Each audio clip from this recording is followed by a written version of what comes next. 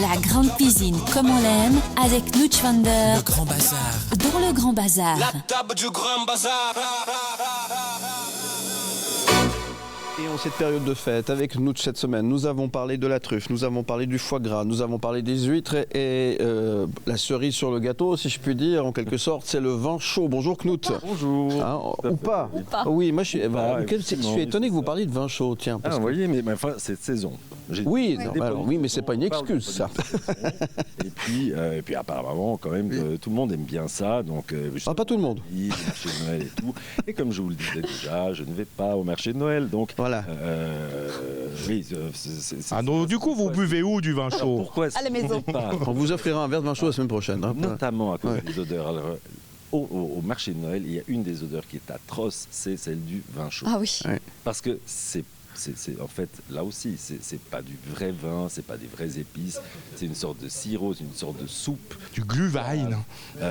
Vous êtes un peu dur, Knut, pas partout. Mais dans la plupart de ces marchands dans les marchés de Noël, je suis désolé, mais alors vin chaud, il faut vraiment l'éviter à tout prix. Ouais. Je me suis encore fait avoir à Zurich dernièrement. Il y a aussi un marché de Noël, donc j'y vais quand même de temps en temps. Je passais par là, j'ai pris un vin chaud, je me suis dit que j'avais vraiment plutôt envie de vomir qu'autre chose. Hein, donc, j'ai l'impression que c'était une sangria chauffée, quoi. Oui, mais je ne sais pas ce qu'il y a dedans. Il vaut peut-être mieux pas savoir. Exactement. Je suis sûr que d'ailleurs Camille me comprend très bien, parce que quand on a né un tout petit peu... Vous l'avez appelée Camille, elle s'appelle Vanille. Moi j'aime bien Camille. Non, mais Knut, c'est pardonné, j'adore Camille aussi. C'est aussi un beau... Mais alors, très joli, plus courant. Merci. Bon alors allons-y alors, le vin chaud. Mais la vanille dans le vin chaud. Alors non, c'est pas ça. Il y en a dans le vin chaud, par exemple, exactement. Et surtout, on peut faire du vin chaud soi-même. Donc c'est ça que j'aimerais vous encourager à faire. Oui. Okay. Faites des vins chauds, parce que là, vous prenez du vin, c'est vraiment... Un Romanée Conti, par exemple. mais quel vin? Quel vin? Alors ça, c'est du vin chaud. Prendre un vin simple. Il n'y a pas besoin...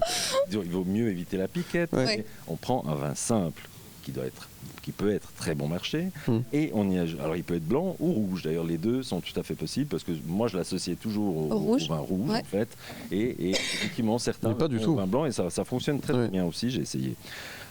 Après on y met de l'anis étoilé, on y met de la cannelle, du genièvre, de la girofle, du gingembre, enfin je ne vous ai pas obligé de tout mettre, hein. De la vanille justement, exactement, on y vient, voilà. Et puis de l'orange et du citron. Vous admettrez que ce n'est pas très très compliqué. Donc une fois qu'on a fait cuire tout ça tranquillement, on a fait chauffer tout ça. Eh ben on le jette.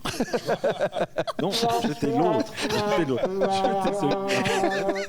Invitez vos voisins, vos amis et tout. Faites une grande... Merci d'être avec nous dans le Grand Bazar. À tout de suite. Le Grand Bazar. Le Grand Bazar. Le Grand Bazar.